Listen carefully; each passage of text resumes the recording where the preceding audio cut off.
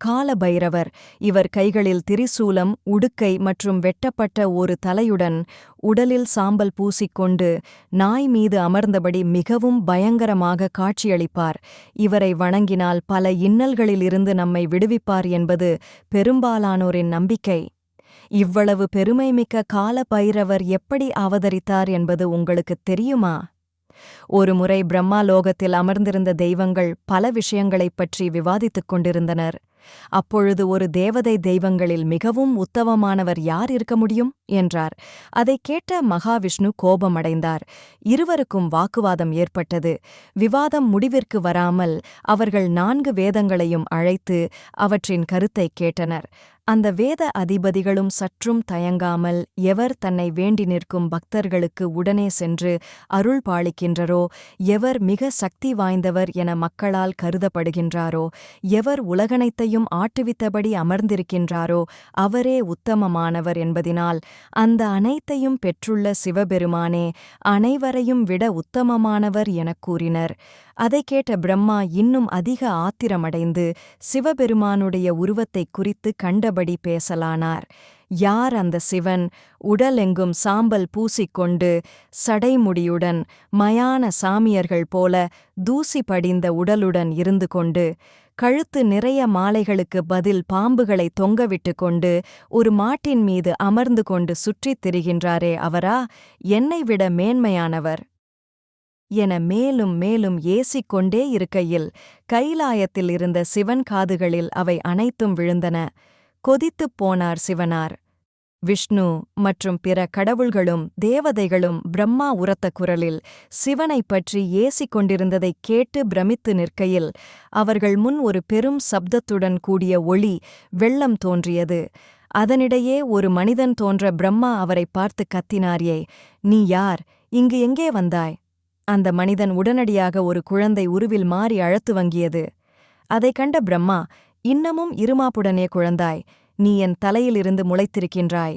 இப்போது என்னை நீ சரணடைந்து அழுவதினால் உனக்கு ருத்ரா என பெயர் தருகின்றேன். நீ சென்று உலகை படைக்கத் துவங்கு, அழுவதை நிறுத்திவிட்டு என்னிடம் ஓடிவா, நான் உன்னை காப்பாற்றுகின்றேன் என்றார். அவ்வளவுதான். அந்த குழந்தை உடனடியாக ஒரு பயங்கரமான உருவம் கொண்டவராக மாறி அவர் எதிரில் நிற்க மீண்டும் பிரம்மா கூறினார், ஏ மனிதா, இப்படிப்பட்ட பயங்கரமான முகத்துடன் வந்து நிற்கும் உன்னை காலத்தைக் காக்கும் மனிதனாக நியமித்து உன் பெயரை காலபைரவர் என மாற்றுகின்றேன். நீ மக்களுடைய பாபங்களை ஏற்றுக்கொண்டு தீயவர்களை அழிப்பாய். இறந்தவர்கள் மோட்சமடையச் செல்லும் காசி நகரத்திற்கு நீ சென்று காசிராஜனாக இருந்து கொண்டிருந்து சித்திரகுப்தன் கூட கணக்கெடுக்க முடியாமல் உள்ள பாபங்களைப் போக்கிடுவாய் என ஆசிர்வதித்தார். அதுவரை அனைத்தையும் பொறுமையாக கேட்டுக்கொண்டிருந்த பயங்கர உருவிலிருந்த சிவனார் துள்ளி எழுந்தார்.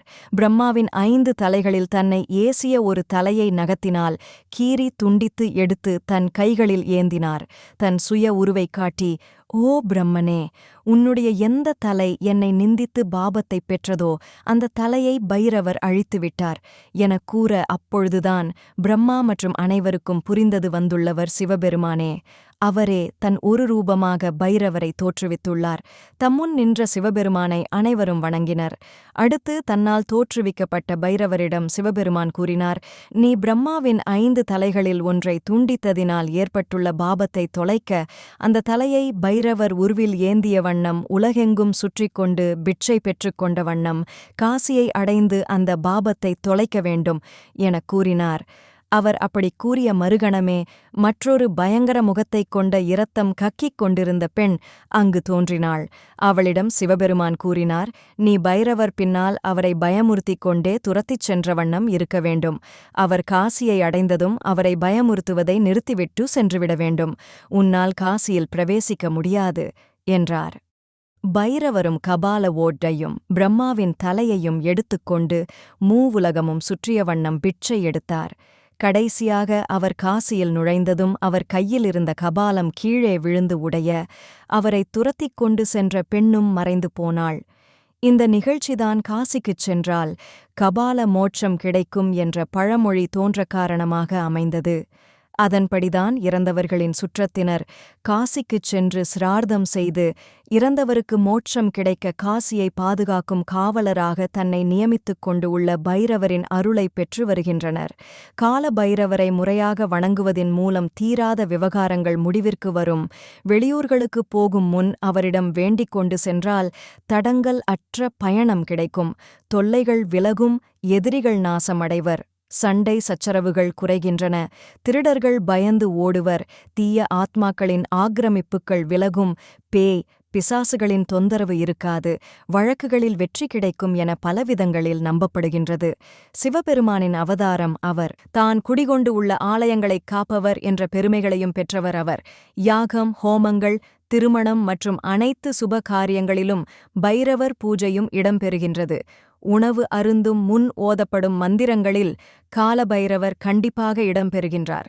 தந்திர மந்திர பூஜைகளில் விநாயகப் பெருமானுக்கும் காலபைரவருக்கும் முக்கிய பூஜைகள் செய்வதே சிறப்பு என பண்டிதர்கள் கூறுகின்றனர்.